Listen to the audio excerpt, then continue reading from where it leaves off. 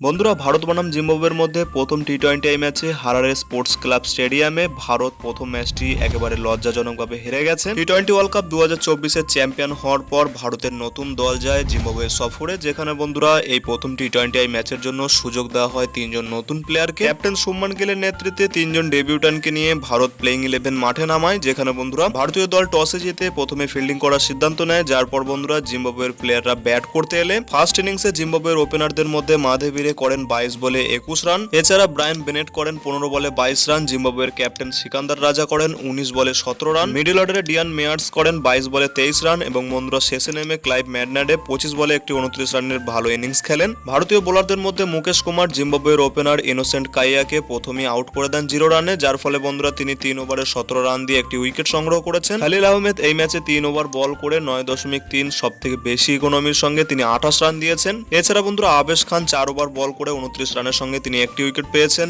স্পিনারদের মধ্যে বন্ধুরা ওয়াশিংটন সুন্দর এই ম্যাচে 4 ওভার বল করে তিনি মাত্র 11 রানের সঙ্গে 2টি উইকেট সংগ্রহ করেছেন এবং বন্ধুরা এই ম্যাচে সবথেকে ভালো স্পেলটি করেছিল রবি বিষ্ণয়, যিনি বন্ধুরা 4 ওভার বল করে মাত্র 13 রান দিয়ে তিনি 4টি উইকেট সংগ্রহ করেছেন এবং বন্ধুরা এই ম্যাচে ডেবিউটান অভিষেক শর্মাকেও ভারতের হয়ে প্রথম 2 ওভার বল করতে দেওয়া হয়েছিল, যেখানে বন্ধুরা তিনি 2 ওভার বল করে 17 রান দিয়েছেন বিনা কোনো উইকেটের সঙ্গে। প্রথম ইনিংসে ভারতের দুর্দান্ত বোলিং পারফরমেন্সের কারণে জিম্বাবুয়ে 20 ওভার শেষে তারা 9 উইকেট হারিয়ে মাত্র 115 রানই করতে পারে। সেকেন্ড ইনিংসে বন্ধুরা ভারত এই রান চেস করতে নামলে ভারতের ব্যাটার্সদের একেবারে ভরাডুবি হয়, যেখানে বন্ধুরা এই ম্যাচে ডেবিউ করা ওপেনার অভিষেক শর্মা 4 বল খেলে তিনি 0 রান করে তিনি প্যাভিলিয়নে ফিরে যান। এছাড়া বন্ধুরা এই ম্যাচে অভিষেক শর্মার সঙ্গে আরো দুজন ডেবিউটান প্লেয়ার রিয়ান পারাক 3 বলে 2 রান করেন এবং বন্ধুরা ধ্রুব জুরেল, যিনি বন্ধুরা 14টি বল খেলে মাত্র 7 রান করে আউট হয়ে যান। ভারতের হয়ে ক্যাপ্টেন শুভমান গিল তিনি 29টি বল খেলে অনেকক্ষণ ক্রিজে টিকে ছিলেন, যার পর বন্ধুরা তিনি সিকান্দার রাজার বলে মাত্র 31 রান করে তিনিও আউট হয়ে যান। ঋতুরাজ গায়কোয়াড়, রিঙ্কু সিং এর মতো প্লেয়াররাও এই ম্যাচে একেবারে ফ্লপ ছিলেন, যার পর বন্ধুরা শেষে নেমে আবেশ খান এবং রবি বিষ্ণয়দের মতো বোলাররা কিছুটা রান করেন এবং বন্ধুরা এই ম্যাচে শেষ অবধি ভারতের হয়ে শেষ চেষ্টাটা করেছিলেন ওয়াশিংটন সুন্দর, যিনি বন্ধুরা 18 ওভারে লং উইকে একটি 6 একটি 4 মেরে